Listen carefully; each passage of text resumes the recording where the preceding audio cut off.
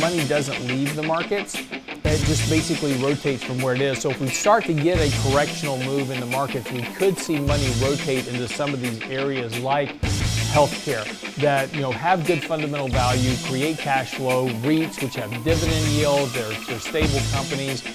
They could very well catch some of that risk-off rotation in that type of environment. We're going to go through a couple of sectors in the market today, so here's what you need to know before the bell. I was doing Fox Business yesterday with Charles Payne talking about healthcare stocks in particular, and one of the reasons is that they've been under a lot of pressure here as of late. And again, we're seeing this kind of rotational move within the markets, but healthcare's been basing now.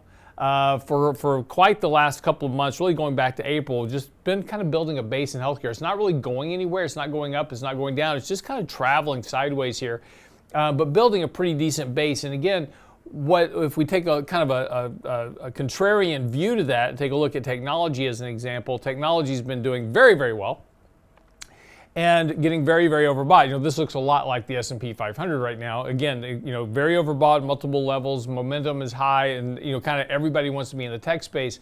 Well, the issue is that potentially if we start to get a correctional move in the S&P, we could see some movement into areas where there's good fundamental value, like in healthcare, and the areas that have really been kind of beaten up. They're not going down anymore, they haven't been rising, but they could very well catch some rotational flows coming out of this. We're not seeing this just in technology, by the way. Basic materials and industrials, transports, they've all been doing exceptionally well. Here's industrials, just kind of a very similar chart here. And again, this is kind of all that AI chase at the moment. It's like, oh, I've got to buy these stocks that are potentially in the infrastructure build out side. We've talked about that before. So industrials have been doing well on that front.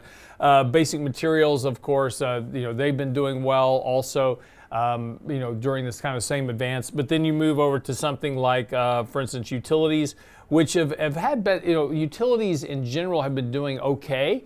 But it's been it's kind of a mixed bag in utilities. You've got a few things like GE Vernova that are doing exceptionally well. And then you've got other kind of more your traditional, kind of power generators that are doing okay, but they're not doing poorly. But we still may see potentially some rotation into utilities as more of a defensive risk-off play. If we start to see a correction in the markets. Same thing with REITs as well. REITs have been under a lot of pressure, just really haven't gone anywhere. Interest rates, consequently haven't gone anywhere. They've just been flat now for months. And again, that's kind of the same thing for REITs. So, but again, kind of the idea is that money doesn't leave the markets.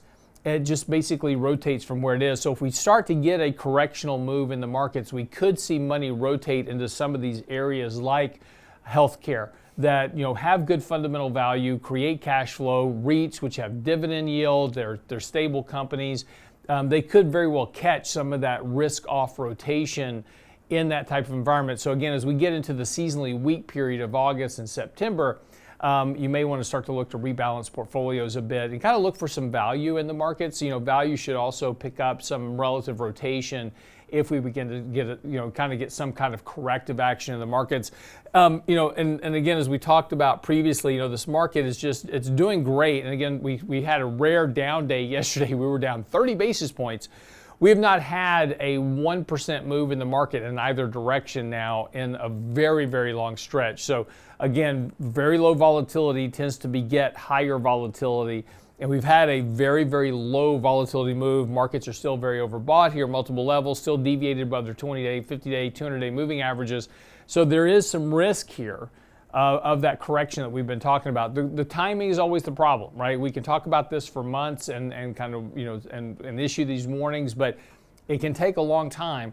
But eventually you're going to get some type of corrective action. And it's not going to be, this kind of April blowout that we saw. It'll be something more like where we just come down and retest the 50 or the 200-day moving average.